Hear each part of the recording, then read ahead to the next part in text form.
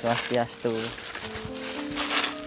Oke teman-teman, untuk menuju ke bagian belakangnya ini medannya seperti ini, agak sulit karena sudah ditembui oleh rumput-rumput liar.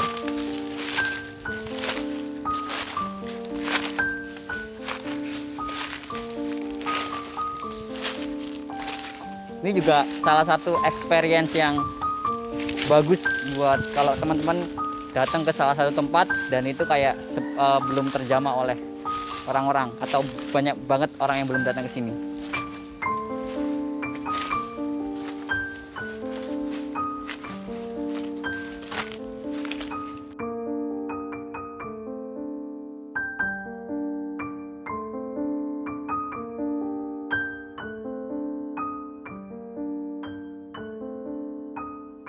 Oke teman-teman, sekarang kita udah ada di bagian belakang dari situs Mbah Gempur.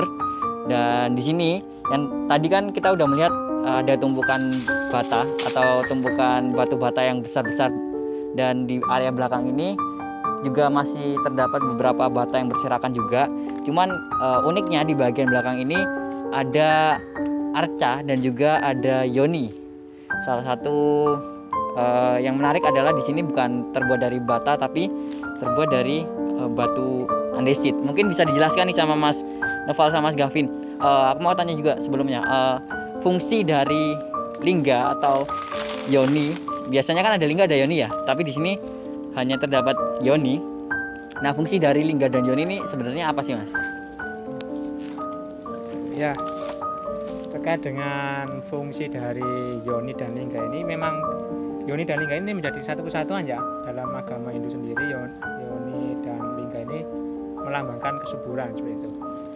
Kesuburan. Jadi memang pada ketika nenek moyang kita beribadah, belum di sini juga menggunakan lingga dan yoni seperti itu. Dan yoni dan lingga ini melambangkan kesuburan, artinya bertemunya antara laki-laki dan perempuan seperti itu. Oke,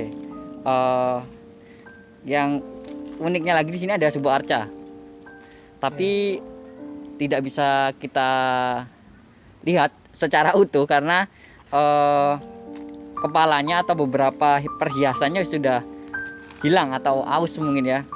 Ketika ada beberapa penemuan terkait dengan lingga dan yoni, mungkin ya ada juga diduga mungkin dicuri, bisa juga karena hilang belum ditemukan, juga bisa saat penemuan juga bisa, karena memang beberapa peninggalan bersejarah itu kan yang kita temukan itu kan umurnya sudah lama gitu ya, beberapa abad-abad yang lalu seperti itu.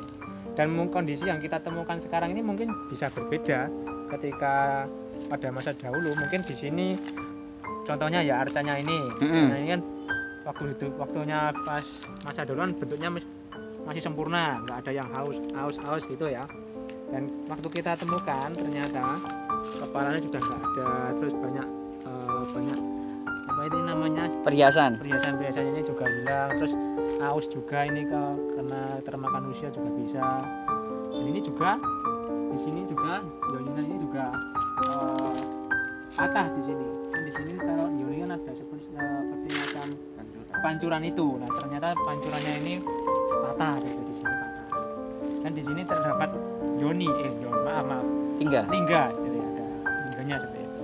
Dan ternyata lingganya pun nggak ditemukan atau justru hilang dicuri, juga kurang tahu seperti itu ya.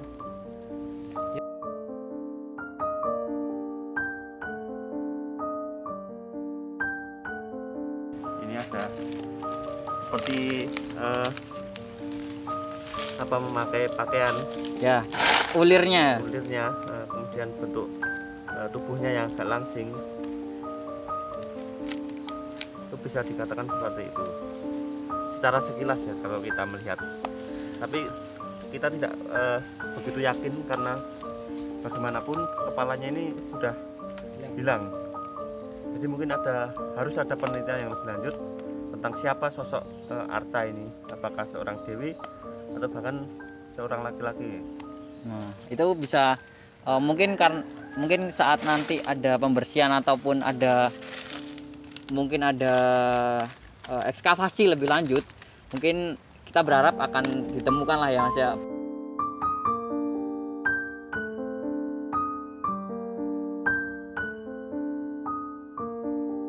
Potensi yang bisa digali nih baik dari masyarakat sekitar, kemudian dari Kabupaten Klaten ataupun wisatawan untuk yang datang ke sini nih, apa potensi yang bisa diambil dari tempat situs Mbah Gempur ini?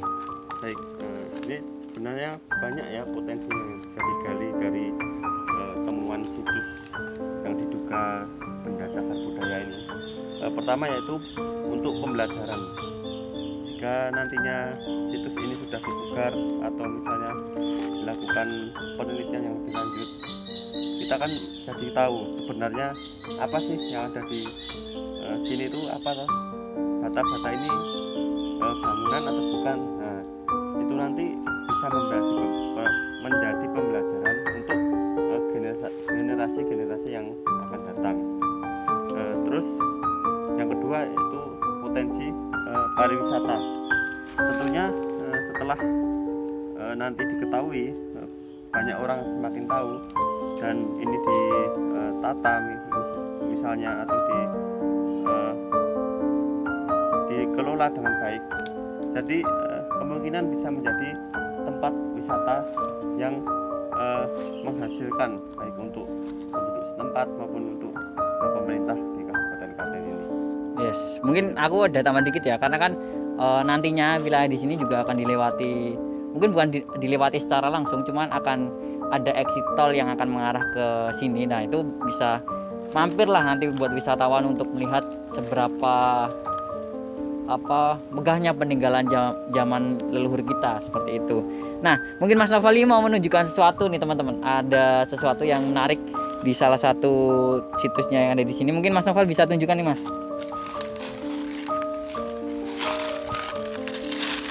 Nah itu yang dikatakan Mas Gavin tadi tentang apa?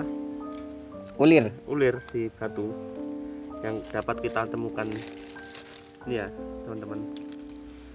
Terdapat ulir ini, diduga ini semacam tumbuhan gitu ya, semacam tumbuhan yang memiliki daun dan dapat kalian tahu.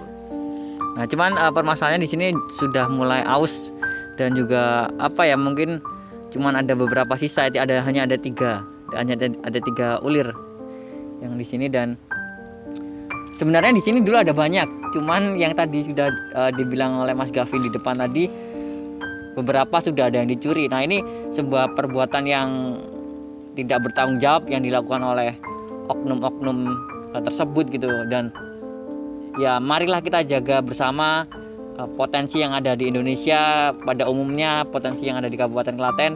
Jangan sampai anak cucu kita tidak bisa menikmati apa yang sudah dibangun jauh sebelum kita hidup gitu loh. Oke ya. Dan setelah penelusuran kita di situs Mbah Gempur ini, mungkin penutup dari Mas Gavin, dari Mas Noval sendiri apa nih tentang situs ini? Apa harapan ke depan juga mungkin boleh, mungkin mulai dari Mas Gavin.